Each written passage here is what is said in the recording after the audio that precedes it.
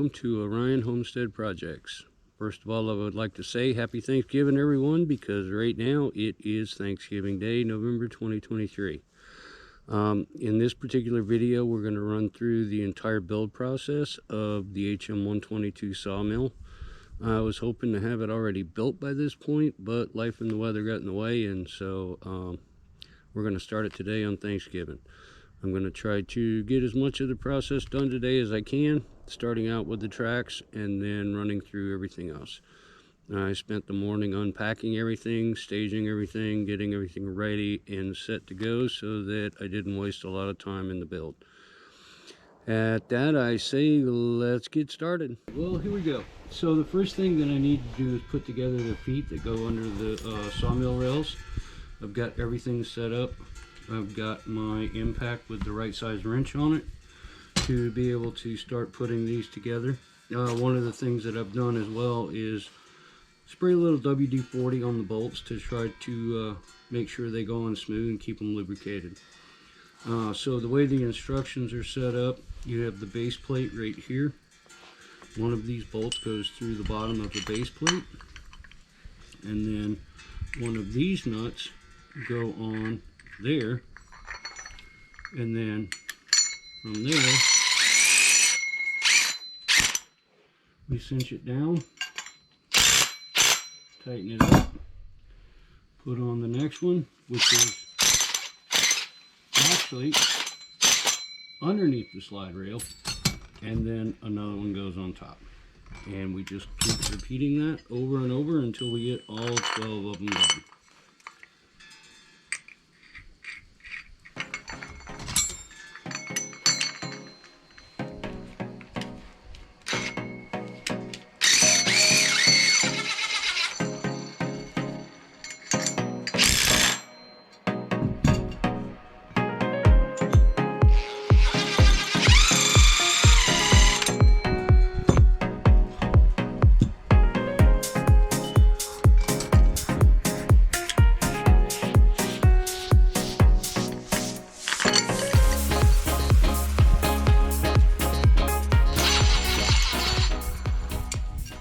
And sometimes they stick like that, so I have to put the wrench on to get past that point.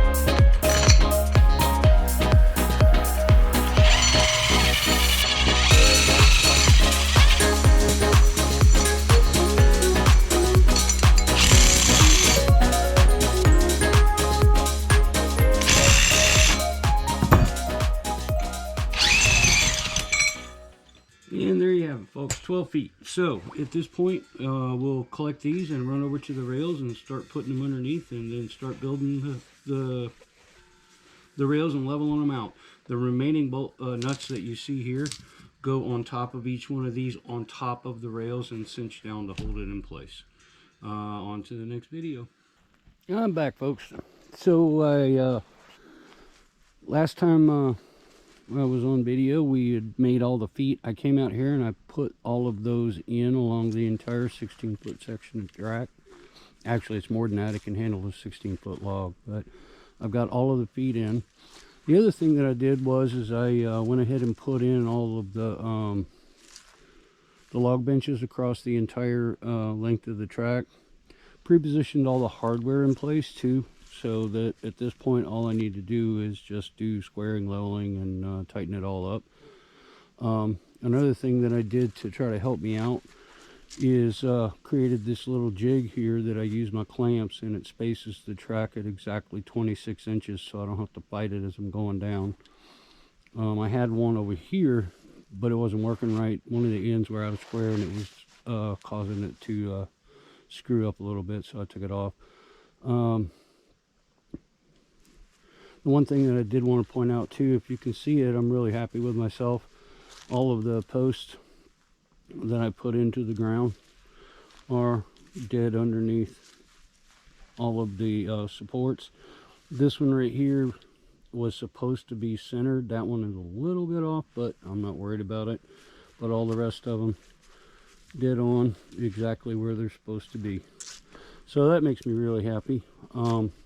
Something else that I'm doing, I'm kind of deviating from the instructions a little bit because I'm by myself and I don't really want to fight it.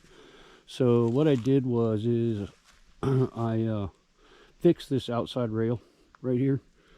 I leveled it up, and one of the things that I did was checking the railing.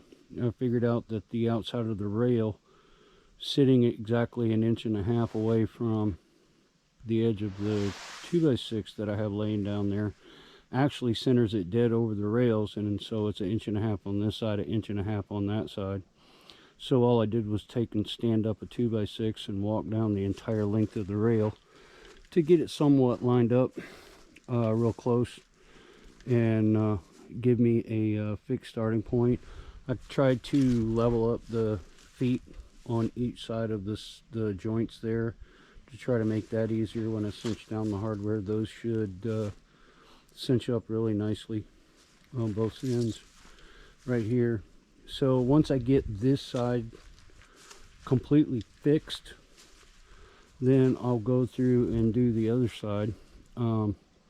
One of the things that I want to make sure that I try to avoid is fixing anything on the other side, because if I need to do some adjustments for square in the frame or whatever, that it's still mobile a little bit. But I'm going to, at this point now, take all that pre-positioned hardware. The bolt heads themselves are 14mm, but the actual nuts on the bottom are 15. So I'm going to use my impact wrench on the top, ratchet on the bottom, and go through and snug these down. I'm not going to torque them or tighten them because I do need to make sure that I can move them and square things up as I go along. But that's where we are. I'm going to go start getting everything tight. Good afternoon. It is Saturday, November 24th. I didn't get to do as much recording as I wanted. I had some unexpected company. I still got to do a little bit of work here and there, trying to get all the frame rails in place. I'm way behind where I wanted to be right now, but that's fine. The whole intent of what I'm going to talk about here is what I did to get the rails together, spaced out correctly, leveled, and show you something else that I did a little bit later in this chapter so that you can see how I managed to make sure that everything was true and straight. It was problematic, very repetitious, and when I say problematic, it was just a challenge doing it by myself, but got everything done. It actually has 3 equal sections across the entire frame rail, which will hold up to a 16-foot 6-inch log. All of the frame rails are leveled across both planes, both on the rails and the bars, or the log supports. Also right there you'll see I actually did get a tow board from one of the mills to help control balancing the pith on the logs, making sure that I eliminate as much waste as possible when I am cutting. All of the feet are anchored down with 2.5-inch deck screws, and they're all exterior grade. I got all the log clamps in, so the base mill came with one, the extension came with one, and when I bought the base mill I actually got 2 extras. The reason for that is I can put a log anywhere on this frame rail that I want at any length, from basically 4 feet until 16 feet or whatever I want to put, and I'll have the log clamps to support it no matter where on the track that I put it, and be able to saw it out. One of the things that I did find and I had to fix, and that's what I'll show you next, is for some reason when I put this together I wound up with the center of the rail out there curved outward, so it was kind of in an arch, at about a 1/4 inch arch over the entire length of this.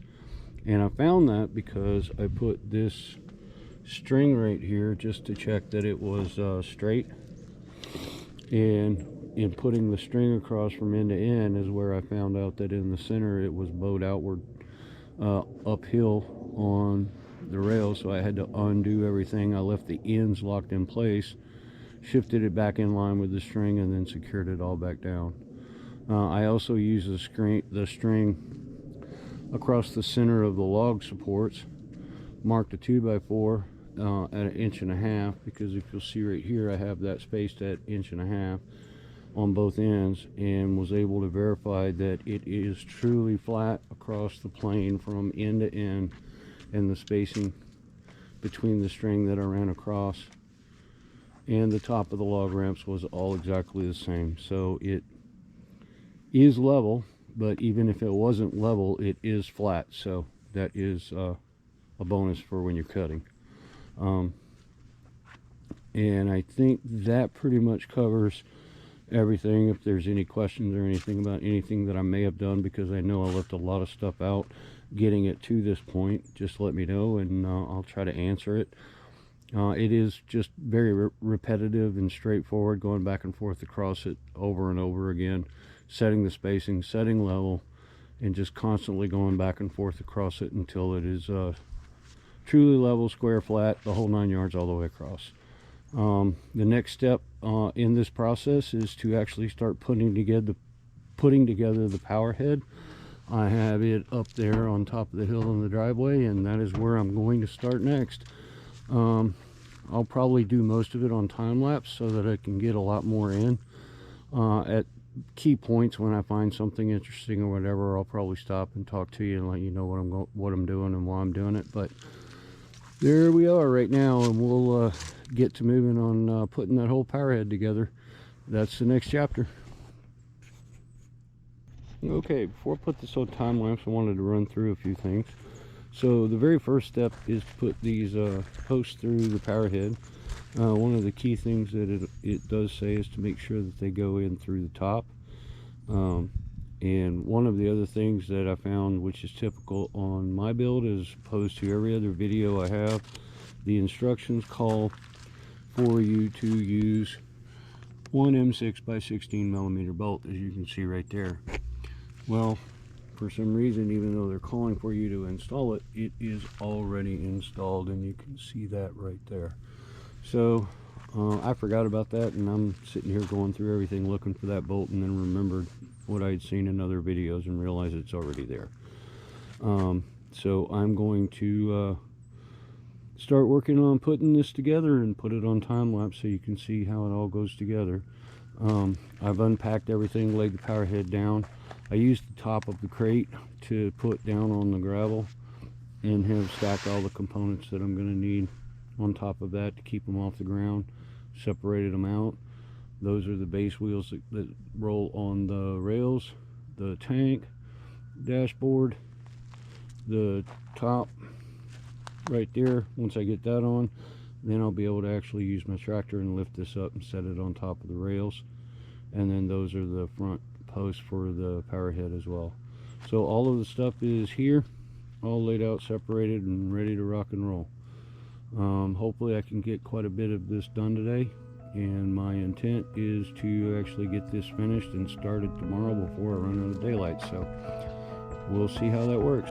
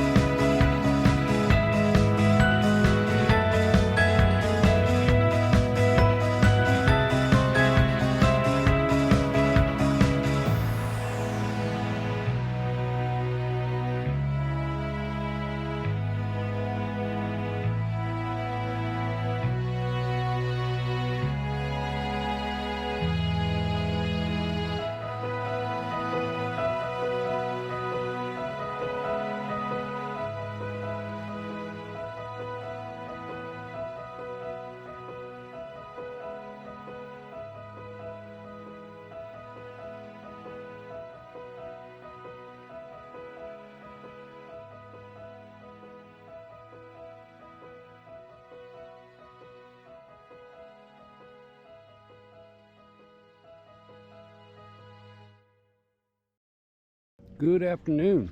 Sunday, November 27th, and it is all built. Yesterday when I was running through the build process, the battery on my GoPro died, and as a result I decided to power through and get the build finished rather than waiting for this thing to charge back up. So there it is. It's all put together. I've got a punch list of items that I need to go through before I'm ready to get it started. I still need to put the doors on the bandsaw door, the latches for the bandsaw doors, excuse me, on the bottom. I need to torque down all the hardware, but I have to get it on the rails before I do that. One of the other things that I have is going to be somewhat challenging is trying to figure out how to get that nut tightened, because that's the bandsaw carriage cable support that brings it up and down, and I need to get that secured down somewhat. I'll figure that out. I pretty much finished everything building this yesterday, probably somewhere in the neighborhood of about 2.5 to 3 hours, not exactly sure. I was really surprised that it didn't take longer than that, but it didn't. I spent this morning working on a few things. I had to tighten up those big bolts down there for the rail pulleys or wheels, get those tightened up. I did have to loosen up some hardware because I had it too tight, and it was a little bit of a challenge getting this thing to flex and move and get everything lined up. So I had to go this morning and undo the torque on some of those. I thought I had it right, but I didn't. So if you're building one of these, pay attention to that and don't snug them down, because it becomes a challenge trying to get this thing squared up and everything lined up if it doesn't have that flexibility in it. One of the other problems that I had, and I'm not really sure, yesterday in the time-lapse video, putting these posts right here in to here and trying to get them to go through was extremely challenging. They did not want to go. It looked pretty easy in time-lapse, but that was a long time working there. It could have been that I just didn't have enough force with my rubber mallet because I didn't want to mess anything up. But the other thing that I found is trying to run through everything this morning as well is that it was bound up and the winch wasn't raising and lowering the bandsaw. Still not working very well, but what I did do is go and loosen up all of these bolts on the top and bottom of this to free up the bushings that they have in there. It did help a little bit, but not a whole lot. So looking through the manual on it, it seems that I need to level the blade on this, and that might take care of some of it, because right now it's definitely not in a level place, so that could be part of the problem. So I did get it moving, so I'm going to put it on the rails and then dig deeper into it from there and make sure, because it should slide up and down very easy.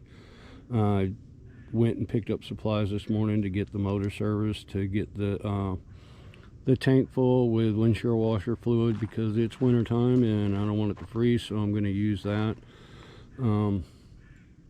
I do have a long punch list of things that I need to do. I've got some loose hardware on the rails that I need to tighten up. I need to torque down the entire frame, put the latches on, and get everything on the rails over there lubricated, get the posts lubricated, things like that. So you'll see me run through that as I go through this.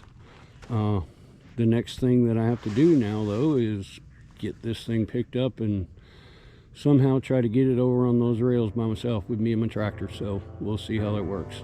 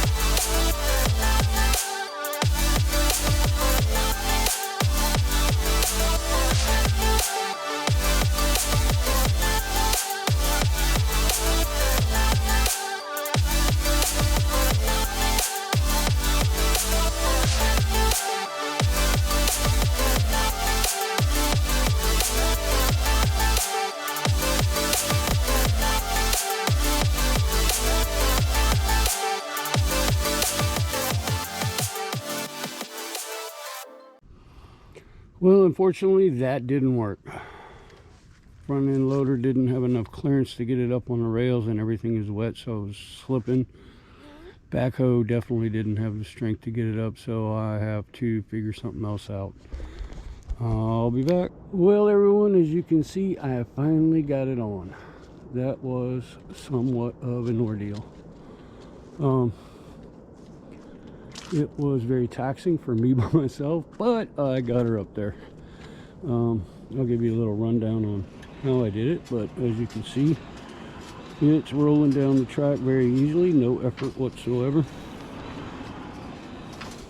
I'm going to leave it right there. So I guess what I had to do, because I didn't have enough lift on the front end loader to get it high enough, so what I actually did was I picked it up high enough to get it on a pallet, and then drug it off the pallet into the front end loader, put some boards in there to protect the face of the sawmill against the front end loader, and then very slowly tilted the bucket back a little bit at a time until I got it laid up there. Used these straps to go through the eyelets on top to make sure it didn't go anywhere. Lifted it up. One of my biggest challenges was the fact that this ground is not level, so it put it in a bind. I had to fight it for probably 45 minutes to get these straps off because it was in a bind. Once I got it free, slowly but surely working it over, and you can see all the mud from when it was in the ground, but working it over, getting the front wheels on the track, playing with it, and slowly but surely getting it in there. And I finally got them all on, and they're all on the track now. Pretty much killed everything I wanted to do today, but at least it's on the track. So tomorrow's another day and we'll get her done. Hello everyone. It is Saturday, December the 2nd, and yes, I do have the date right this time. I have no idea what was going through my mind. Weather and time have not been on my side, so what I'm going to do today is just run through a few things. Typical total time on task, lessons learned, things like that. Shut this one down and close it up, and get this video ready for release. I'll follow up with the remaining activities that I have in a separate video, and I'll explain what those are. Since I last left you, I went through as much as I could of my punch list, going through that. So I did get the latches on the bottom of the door. You can see the handle on the doors as well. I was also one of the things that I wanted to do was zero out my log scale, and I've been able to do that. I dropped the sawmill down all the way to the bottom, measured the distance from the blade to the bunk as far when it was on the bottom, and then zeroed out the log scale. I'm planning on figuring out a way to actually mark that somehow so that I always know where it goes, and it'll be somewhat calibrated, and I won't have to fight it every time. But it's not that big of a deal, so if I do, I do. I did get everything tightened down once I got it up here. All of those are done. I lubricated everything. I lubricated all of the log clamps. I lubricated the slide rails. You can see that. A little bit of an update on that. I remember, if you remember, I was telling you that I was having a problem raising and lowering the blade, the power head. And once I got it on here and got everything torqued down, squared up, leveled up, and I leveled the sawmill blade down there to the bunks, and then lubricated these posts, and then I adjusted all of the bushings according to the instruction specs and all of that stuff, and it started working. It is moving up and down without too much issue. Probably need to break it in a little bit, and it'll get easier over time. If you look real close, you can see where the bushings are rubbing up against the posts and smoothing them out, so that is definitely going to probably get better over time. So that makes me happy. I don't have any real problems there. I adjusted the throttle handle. I'll be walking in that area down there. Eventually that will be cleaned up and filled with gravel so that I have a nice walking space and I'm not getting full of mud every time I use my sawmill. Got that done. And I think that pretty much covers everything that was on the punch list. The only thing that I have left to do at this point is to actually square up the log stops to the bunks. It's a fairly simple process. If you see, you have those two bolts right there. with the jam nuts on them. So you put the log stop in there, tighten it up to the corner, put the square on it, and then you adjust those to square it up. The instructions are pretty clear and straightforward on that. So that's one of the things that I have to do. I have to go through every one of those, so I have to do it 4 times, doing it with the long ones. And once they're done, when you slide them in there and then tighten them up into the corner, they'll always be square based on those adjustments. I'm sure that you'll have to go back every once in a while and check and adjust. So what I have left, really, I want to try to get this thing started. I'm going to get it started in the way you see it right now. First thing I'm going to try to do is get all the mud cleaned out of it and get all that taken care of. I don't like leaving that there. Put my toolbox back on. I had to take that off to actually get the actual power head up here. That was my platform to set it on so that I could then roll it onto the rails. There's my toolbox right there. That'll be fairly easy to get back on. And it'll pretty much cover it. I'll be ready to get it started. So the only thing that I really have to do from this point, and I'm going to do that in the next video, it'll be a short one, but I want to get this running and test it out as it is right now. Make sure everything works and there's no problems. And then once I do that, I have an adjustable blade guide with a blade guard, and I'm going to put that on. I've never done it before. The instructions seem fairly straightforward, but I'm going to try it. But I want to do a test run on the sawmill before I go messing with anything and make sure everything is the way it's supposed to be. So that'll be coming up in the next video, and I'll probably run through squaring up one of the log stops, putting on that adjustable slide guard, and sawing a log. I haven't been able to service the engine yet. I've got everything I need for it. I'm not going to do that until I'm ready to actually try to start it. At this point, I think what I'm going to do is shut this one down, and then what I want to do is do a recap and take you through what happened with the tractor last time, and show you where the issues were and what I was up against, and then we'll close this out and call it a wrap. Thank you. Okay, so right up there is where I actually built the power head. I had it up there. If you remember, I used the tractor, picked it up, came down through here, and I haven't finished this road yet. I'm actually going to bring that into the woods and all the way back to my campsite in the back. But I came through here, came across this way, and then here's where you'll see where I started running into difficulty. Coming up through here, this was really wet, really slippery. I couldn't get any traction with the tractor. Tried to turn the wheels to go up the hill, and more or less what was happening is it was just pushing the front wheels forward. They weren't turning. They weren't getting any traction. Even though it was in 4-wheel drive and I had traction differential lock on, just didn't work. So I decided, well, what I'm going to do is I'm going to back out, and then I'm going to take it up over there and then back into that so I can do a straight on angle of attack against the rail, and hopefully that would work better. So everything was going fine. Started coming through here. You can see the tire tracks, and then when the back tire got to that point right there, the tractor started actually sliding down the hill a little bit. And when that happened, the power head on the front end loader shifted downhill as well. When that happened, the tractor actually started rolling over.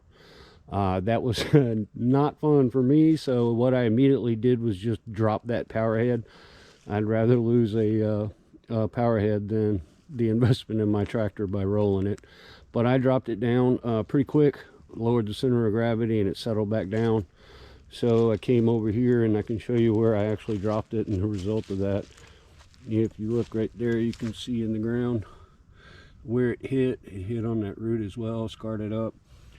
So what I did at that point was just to manually shift that power head back up the hill to the high side of the front end loader. And once I did that, it helped stabilize it. So I backed it down. And in the video, you saw the first attempt, I came right up in here to try to get straight on angle of attack up to the sawmill rails. No traction, couldn't get there. The only thing you saw was basically a little bit of the power head because I could not get past all this mud at this particular point. So at that point, I backed out again, started walking it over here very slowly, back and forth, probably a 400 point turn, and got it to a position where that I could get a straight on angle of attack. The dirt wasn't as high here, it was a little more compacted. Locked in the rear differential and was actually able to get it up to the rails up there. Unfortunately, I couldn't get it high enough to get it up there. In hindsight, looking at it, I would have been able to manhandle it where it was and get it up on the rails, but with me doing that by myself, I did not want to take that chance. So at that point, I backed it down and put it in the dirt. I wish that I had had the forethought at the time to put cardboard pallets, something underneath it to keep it out of the mud, but I didn't. I was more interested in trying to figure out a way to get it up there. So then at that point, I had a harebrained idea to think that possibly my backhoe would be able to pick up that power head, and I would be able to use the swivel function of the backhoe to actually get it up over the rails and set it down. Well, I can tell you right now that backhoe didn't have anywhere near the lifting capacity that it needed. I didn't think that the power head weighed that much and that it would be a strain for that backhoe, but it was. So at that point, I shut her down. And then that's when I got the idea to more or less say, can't get it from the top, got to get it from the bottom. So I hooked it back up, lifted it up, slowly backed it out here. I had this particular pallet that you see right here sitting on the ground. Picked it up, set it on there, and then strapped the power head in place, lifted it up.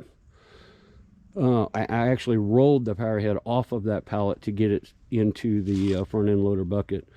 Picked it up, got it up here, was able to get it on top of the pallet up here without any issue at all. I mean, the front end loader had more than enough capacity to lift that thing.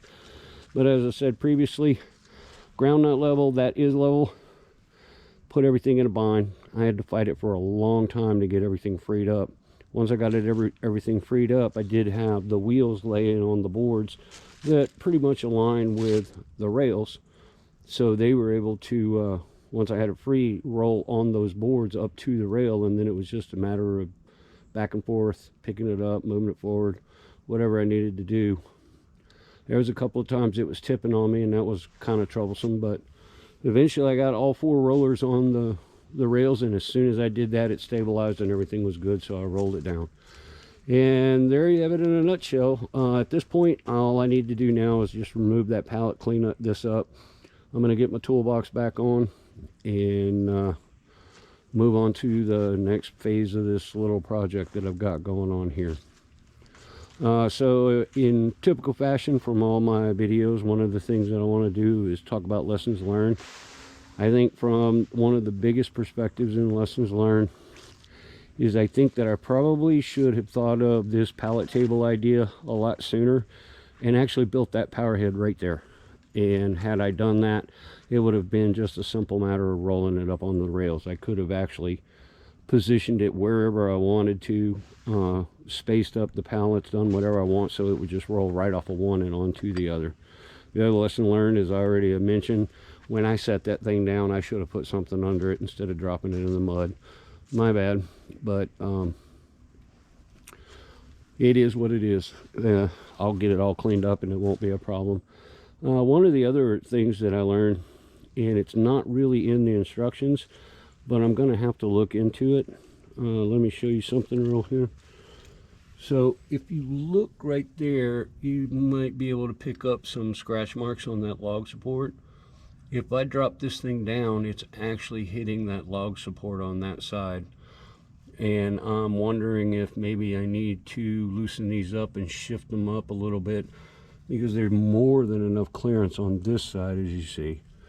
But we're definitely hitting it there. So maybe I need to make sure these things are centered so that they'll clear. Not really that big of a problem, because that is pretty much the bottom anyway. But I don't like the fact that it's rubbing, and if I do try to get a small cut off the bottom of something like that, I don't want it hitting those log ramps as I'm going across.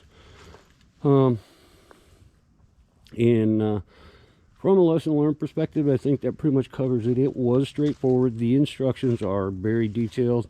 I did not have any problems with any of the instructions other than the things that I've already pointed out in videos. Now let's talk total time to build this thing, including the fiasco of fighting it. So realistically, if you remember, we started this on Thanksgiving Day, and we did it in the afternoon, or don't really recall what time of the day it was when we started, but started it on Thanksgiving Day, which was Thursday. A little bit of work Thursday, a little bit of work Friday, a little bit of work over the weekend. I had company. I wasn't able to spend as much time on it as I wanted. During the week, very little bit. Actually, Saturday and Sunday, I started working on it.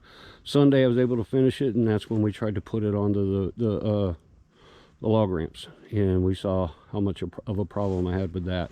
So total time on task to build this, total hours over basically a week and a half, is about 24 hours, which really isn't that bad considering I was doing it by myself, and that does include fighting this thing onto the rails, so not really bad.